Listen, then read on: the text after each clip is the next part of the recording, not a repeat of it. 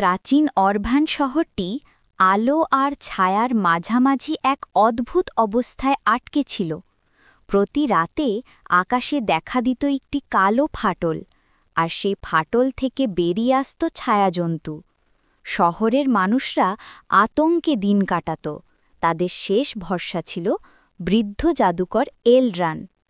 এলরানের কাছে ছিল একটি নিষিদ্ধ মন্ত্র, হৃদয় মন্ত্র। এই মন্ত্র অন্ধকারকে থামাতে পারে, কিন্তু বিনিময়ে জাদুকর হারিয়ে ফেলে তার সব স্মৃতি। এ কারণে এলরান কখনো মন্ত্রটি ব্যবহার করেননি। এক ঝোড়ো রাতে আকাশের ফাটল এত বড় হয়ে উঠল যে পুরো অরভান শহরকে গিলে নেওয়ার মতো হয়ে গেল। ছায়াজন্তুগুলো দৌড়ে বেড়াতে লাগল, আর মানুষজন প্রাণ বাঁচাতে পালাতে লাগল। কিন্তু এলরান থামলেন না।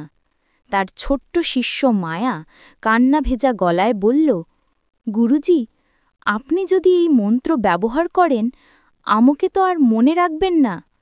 এলরান কোমলে হাসলেন। তোমার জন্যেই তো এটা করতে হবে মায়া। মনে না থাকলেও তোমার ছায়া আমার হৃদয় থাকবে।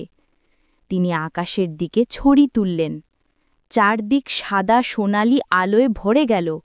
ছায়া জন্তুরা চিৎকার করে ধুলো হয়ে উড়ে গেল। আকাশের ফাটল মিলিয়ে গেল, আর অরভান শহর আবার শান্ত হল। আলো থেমে গেলে দেখা গেল এলরান স্থির দাঁড়িয়ে আছেন, কিন্তু চোখ দুটি শূন্য। তিনি চারদিকে তাকিয়ে ফিসফিস করে বললেন, আমি কোথায়? মায়া ছুটে এসে তার হাত ধরল। গুরুজি, আমি মায়া। এলরান কিছুই চিনতে পারলেন না। তুমি কে? মায়া চোখ মুছল, কিন্তু হাসল। যাদের জন্যে আপনি সব দিলেন, তারা আপনাকে সবসময় মনে রাখবে গুরুজি। সেদিন থেকে অরভান শহরের মানুষ এলরানকে নতুনভাবে দেখতে শিখল। একজন শক্তিশালী জাদুকর নয় শুধু, বরং একজন মানুষ, যিনি নিজের স্মৃতি হারিয়ে অন্যদের জীবন ফিরিয়ে দিলেন।